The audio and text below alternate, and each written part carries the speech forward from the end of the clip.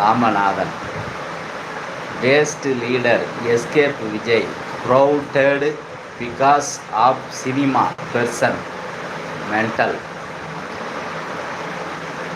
அதான் நான் என்ன சொல்கிற வரேன்னா, ஃபஸ்ட்டு நம்ம யாரையுமே சர்வ சாதாரணமாக நகையாடிடக்கூடாது.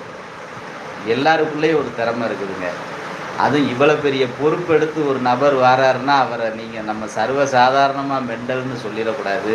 ஏன்னா அந்த சினிமா துறையிலேருந்து வந்தவங்க தான் தமிழ்நாட்டில் ஏராளமான அரசியல் தலைவர்கள். பேரறிஞர் அண்ணா சினிமா கதைகள் மூலமாக தான் அவர் வெளிச்சத்துக்கு வந்தார். டாக்டர் கலைஞர் சினிமா கதை வசனங்கள் மூலம்தான் வெளிச்சத்துக்கு வந்தார். புரட்சி தலைவர் எம்ஜிஆர் சினிமா மூலம்தான் வந்தார்.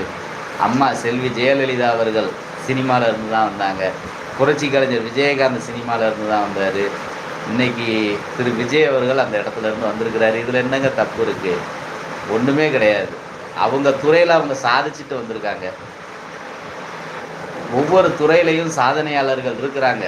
ஆனால் அவங்க அந்த ஒரு சாதனையோட போதும், இதோட முடிச்சுக்கிட்டு நம்ம ரிட்டையர்மெண்ட் வாழ்க்கையை வாழவும் போயிடுறாங்க. ஆனால் இந்த சினிமா துறையில் இருக்கவங்க மட்டும் எதனால் வராங்கன்னு நம்ம யோசிக்கணும். ஏன் வராங்க? அவங்க அந்த துறையில் ஜெயிக்கிறதுக்கு காரணம் மக்கள். அந்த மக்கள் கூட்டம் கூட்டமாக போய் பணத்தை கொடுத்து படத்தை பார்த்து அவங்கள வளர்த்து விடுறாங்க. அப்போ அந்த மக்களுக்காக தான் அவங்க அந்த அரசியலுக்கு வராங்க. ஆகையால் நம்ம அவங்கள அந்த நடிகர்களை குறை சொல்லவே கூடாது. மக்களுக்கும் அவங்களுக்கும் உள்ள தொடர்பு அதிகப்படியான தொடர்பு இருக்குது. ஒரு சினிமா அவர் படம் நடித்தாலே அந்த மக்கள் கைத்தட்டுறதை வச்சு தான் அவர் வளர்ந்து வராரு. அப்போ சினிமா துறைக்கும் அரசியலுக்கும் இந்த கனெக்ட் மக்கள், இங்கே மக்கள் வாக்களித்தாதான் அவர் அரசியல் தலைவராகிறாரு.